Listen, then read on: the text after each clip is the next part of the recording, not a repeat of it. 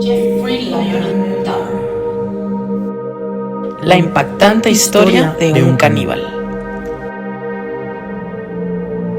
Él solo deseaba a alguien que no lo abandonara. Su obsesión compulsiva lo llevó a cometer los actos más repugnantes e insólitos que jamás se hayan visto. A estas alturas ya hemos escuchado la historia de este monstruoso personaje. Una historia que provoca aberración hacia un hombre y sus actos. Maquiavélico, inteligente, discreto, atractivo y educado. Estas fueron las cualidades malditas que lo llevaron a convertirse en el carnicero de Milwaukee.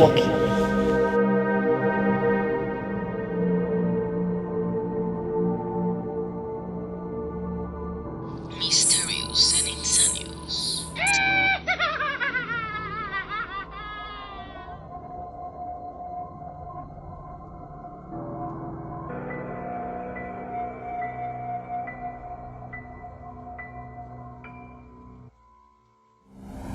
I always knew that it was wrong, but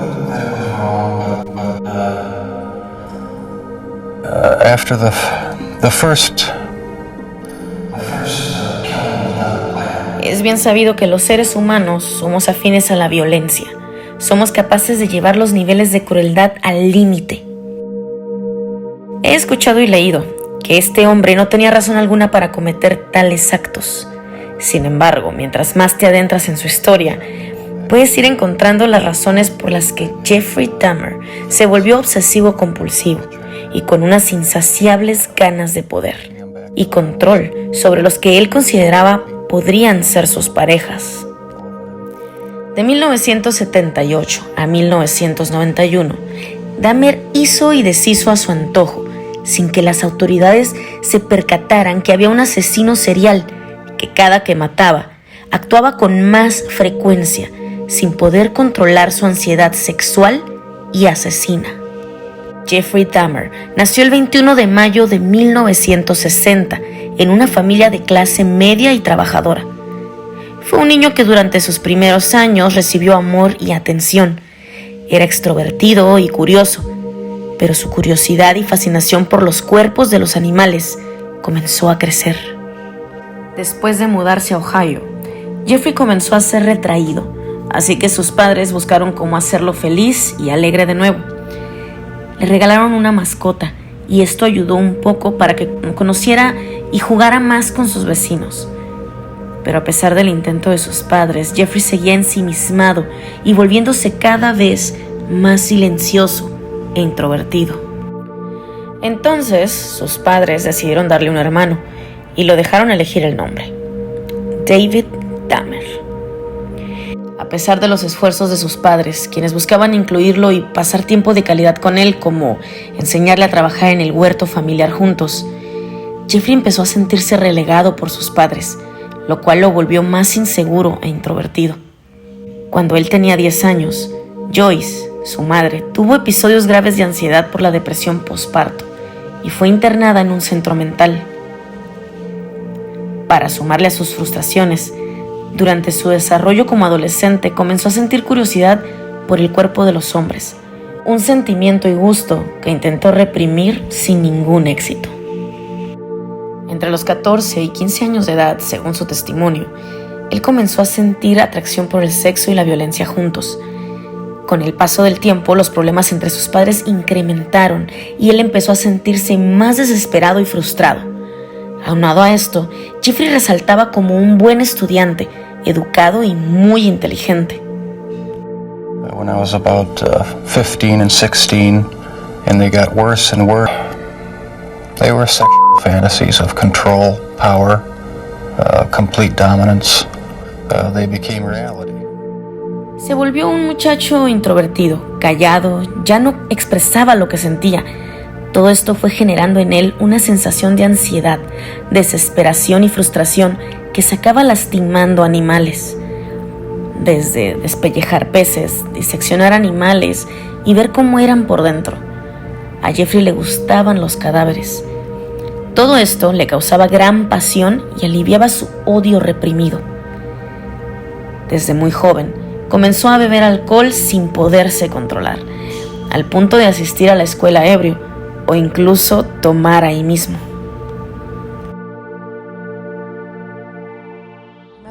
Recuerdo que me sentaba a su lado a primera hora. Creo que era la clase de historia. Y llevaba un vaso desechable lleno de whisky escocés. Me acuerdo que le pregunté: Jeff, ¿qué es eso? Echó la cabeza para atrás, se lo bebió de un trago y me dijo: un medicamento. Sin embargo, estaba claro que se estaba emborrachando a las 8 de la mañana. Sus víctimas, 17, por poco 18, en su mayoría afroamericanos. Su primer caso de abuso, un chico de 13 años quien lo acusó de fotografías y caricias, mas en este caso no cometió asesinato. Por este delito recibió 10 meses en prisión. Estudió en la Universidad Estatal de Ohio, pero no terminó y sus problemas de alcohol fueron incrementando. Su primer víctima fue Stephen Hicks, en 1978, un chico que pedía un aventón después de un concierto. Jeffrey lo vio y ofreció llevarlo. Lo llevó a su casa y allí lo asesinó de forma brutal. Se metió al ejército de Estados Unidos de América.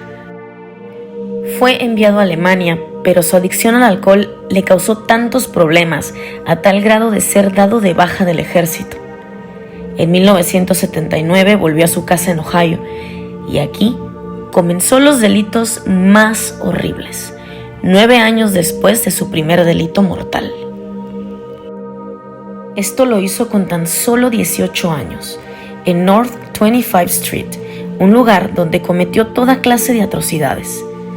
Entre la casa de su abuela, un hotel y su apartamento de Milwaukee, 16 adultos y un chico de menos de 14 años cayeron en su engaño. Su estrategia consistía básicamente en seducir a un hombre o un chico y llevarlos a su casa, dormirlos y allí quitarles la vida. Posteriormente, los desmembraba, los violaba y se masturbaba sobre ellos. Algo realmente perverso. Tracy Edwards, su última casi víctima, logró escapar, esposado, pero logró huir y dar aviso a la policía. Y por fin lo atraparon. En su casa encontraron todo tipo de atrocidades. Tenía un corazón y una cabeza en el congelador. Había manchas rojas por todos lados. Fue diagnosticado con trastorno límite de la personalidad, trastorno esquizotípico, trastorno psicótico y otras tantas más. Pero al momento de su juicio, no se le declaró inestable mental y fue condenado a 15 cadenas perpetuas. Ya en prisión, confesó haberse comido partes de los cuerpos de sus víctimas y que les hacía de todo al morir. Pero todo en esta vida se paga y el karma te encuentra tarde que temprano. Christopher, un preso, asesinó a Dahmer en la prisión de Columbia, Wisconsin. Un ajuste de cuentas racial tal vez, pero sí, es una ironía que Jeffrey Dahmer haya terminado siendo asesinado por un afroamericano. Se cuenta que la serie de Netflix es muy parecida, pero nada le llega a la realidad. To this day, I don't know what started it. And the person to blame is sitting right across from you. That's the only person. Not parents, not society, not pornography. I mean, those are just excuses. I had these obsessive desires and thoughts wanting to control them, to, I don't know how to put it, possess them permanently, right? Not because I was angry with them, not because I hated them, but because I wanted to keep them with me. And as my obsession grew, I was saving body parts such as skulls and skeletons. It's a process. It doesn't happen overnight. When you depersonalize another person and view them as just an object for pleasure instead of a living, breathing human being, it seems seems to make it easier to do things you shouldn't do. I always knew that it was wrong, but after the first killing was not planned. Taking him back to the house and having complete control and dominance over him. No one had a clue as to what was happening for over a decade. And I started, when I moved to Milwaukee in '81, I started reading pornography, going to the bookstores. Eventually that led to frequenting the gay bars. And then one time I brought this young man back to the hotel room, the Ambassador Hotel. Was just planning on drugging him and spending the night with him. Had no intention of hurting him. When I woke up in the morning, he had a broken rib here, was heavily bruised. Apparently I had beaten him to death with my fists. I have no memory of it, but that's what started the whole spree all over again. It was branching out. That's when the cannibalism started, eating of the heart and the arm muscle. It was a way of making me feel that they were a part of me, repulsive. Then I tried to keep the person alive by inducing a zombie-like state. By injecting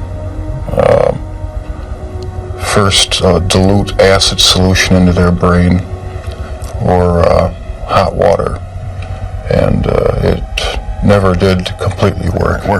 But that's how strong the compulsion was. That's how bizarre the desire was. I wanted to keep something of the person with me. At least I felt that I could keep their skeletons. And I even went so far as planning on setting up an altar with the 10 different skulls and skeletons as a sort of memorial, a point where I could, I don't know, it's so bizarre and strange, it's hard to describe, a place where I could collect my thoughts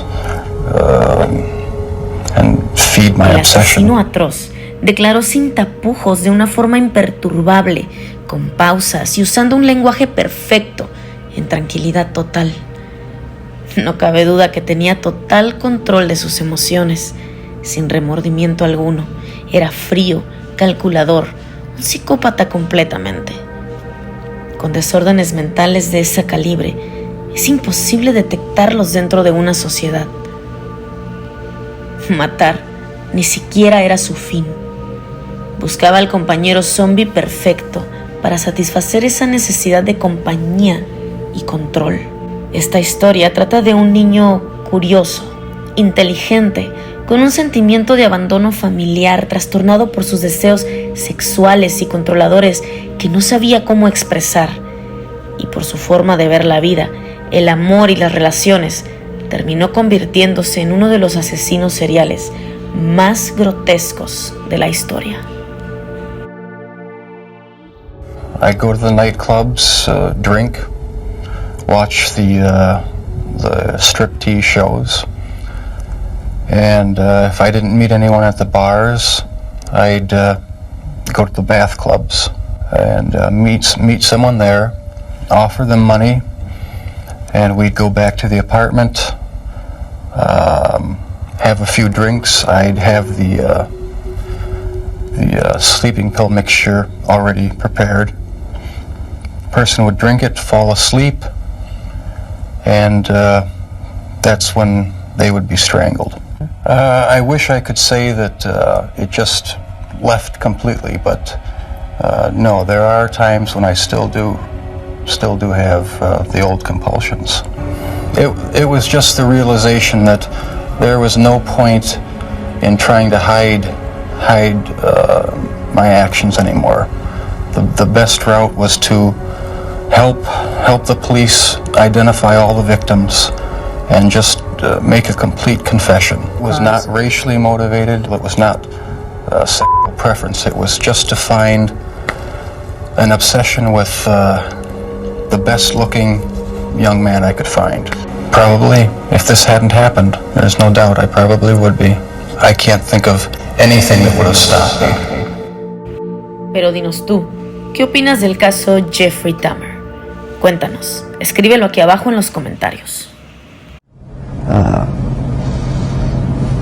I'm glad that I'm in a position now where I don't feel the compulsion to do these things. I'm glad that it's over. Any words I say to the victims' families are just going to seem trite and empty. I don't know how to express the regret, the sorrow that I feel for what I've done for their sons. I can't find the right words. No olvides seguir nuestras redes sociales, Facebook, Instagram y TikTok.